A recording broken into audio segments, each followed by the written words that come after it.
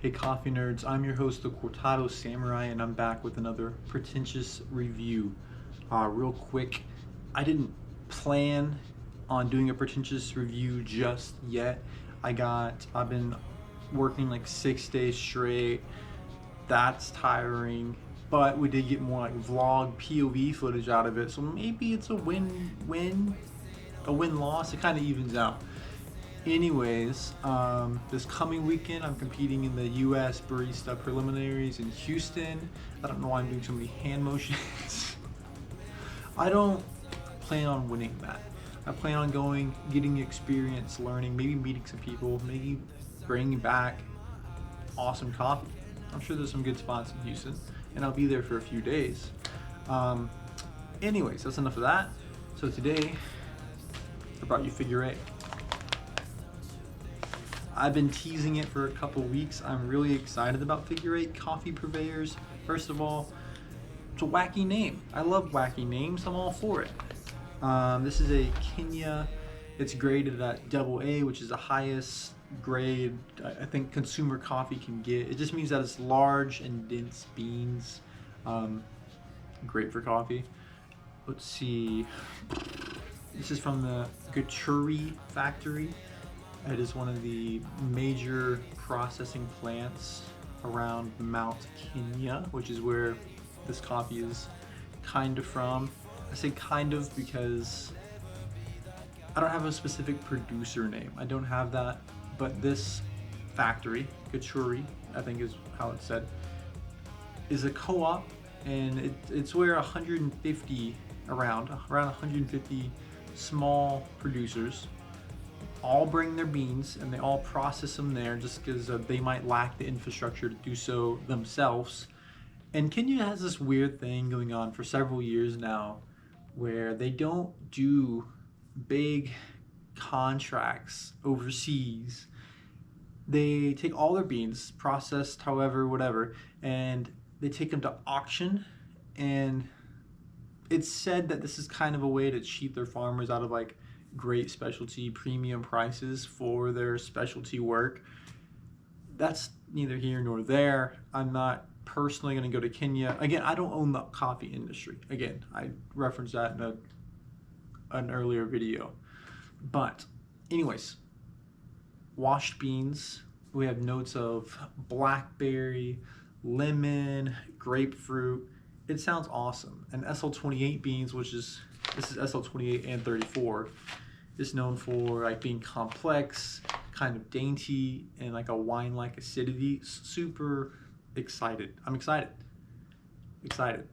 Anyways, so what we're gonna do is we're gonna AeroPress this time. Haven't AeroPressed in a while. I think I'm gonna AeroPress. And we're gonna taste this coffee. Let's get into it. We keep seeing the eyeballs glued to us on the sidewalk, but that look could kill. Oh, they are trying so hard to find all the weaknesses inside, but it's gonna spill. Oh, can we take a minute, turn and face the critics? Let's put flowers in our hair like we don't care, and dance a village clown. Hey guys, I'm back. I did my AeroPress, as you saw. A little bit of a malfunction there, and I went over my ideal finish brew time. I was shooting for 2 minutes, which is a pretty standard safe bet time for a coffee you're really unfamiliar with. However, I probably finished around 2 minutes 10 seconds. Not perfect, not ideal, but I still think this is going to be pretty optimal. So we're going to give this, I put in a little frozen little whiskey stone in here, so it cooled it down a little bit. It's probably,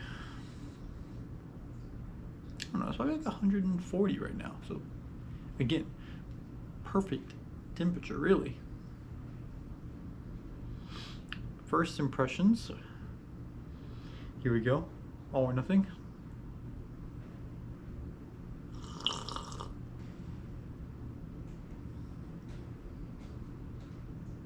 First impressions right off the bat.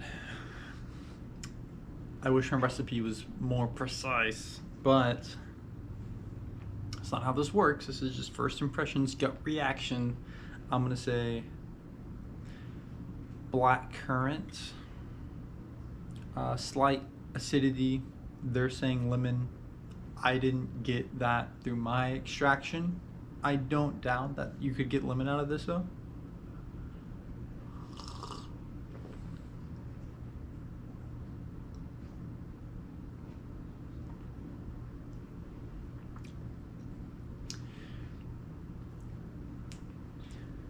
It almost hits near blackberry for me, but it's actually more so olives. Like I was gonna eat a olive out of like my martini glass. I don't like olives, but this isn't a bad olive. Again, you can't just say I don't like olives. There's like 100 different types of olives. This is an olive I'm okay with, if that makes any sense at all. I can get the juicy. I can get the wine-like. It's a little, it's sweeter than wine, I would say. Probably like a medium thickness body, viscosity, if you will. We're at about 115 degrees right now.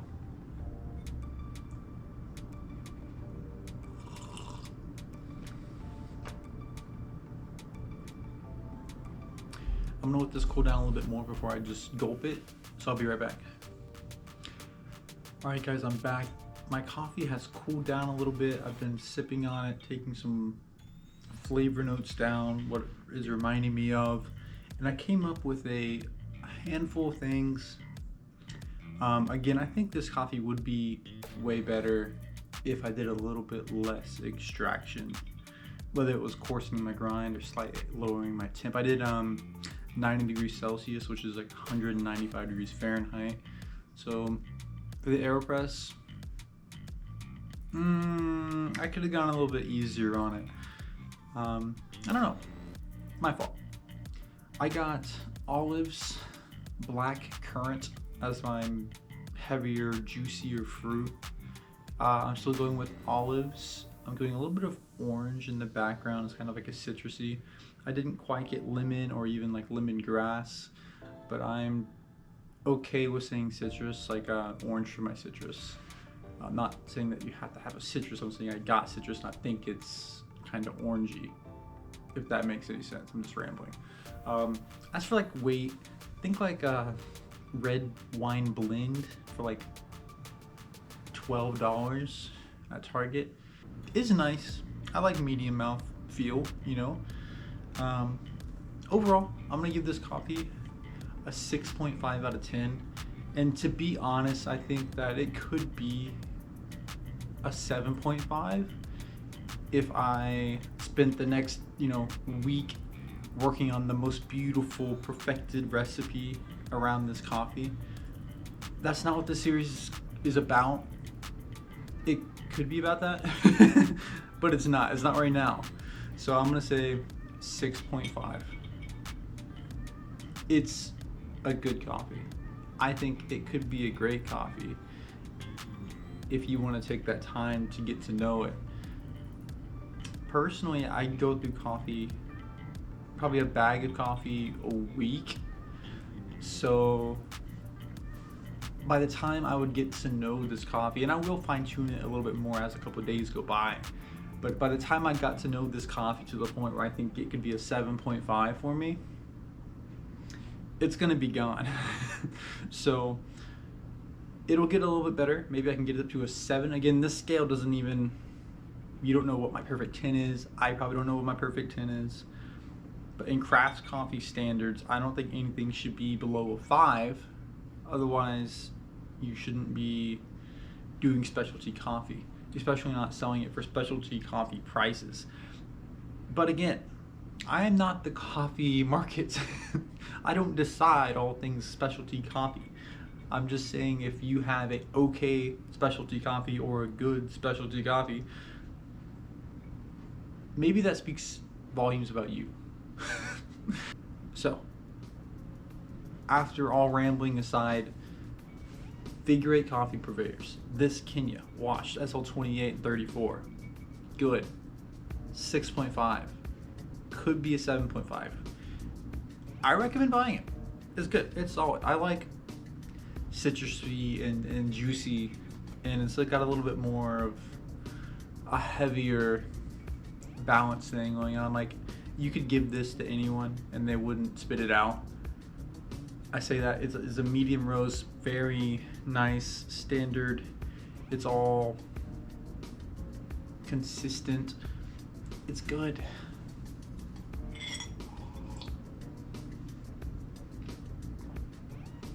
I would argue it's only getting better. Anyways, guys, if you enjoyed the video, like, subscribe. I don't know if I'll make another video before the time I go and compete at the Barista Preliminaries at Houston. Maybe I'll see y'all there, huh? Yeah, maybe, right? That'd be cool. Probably not.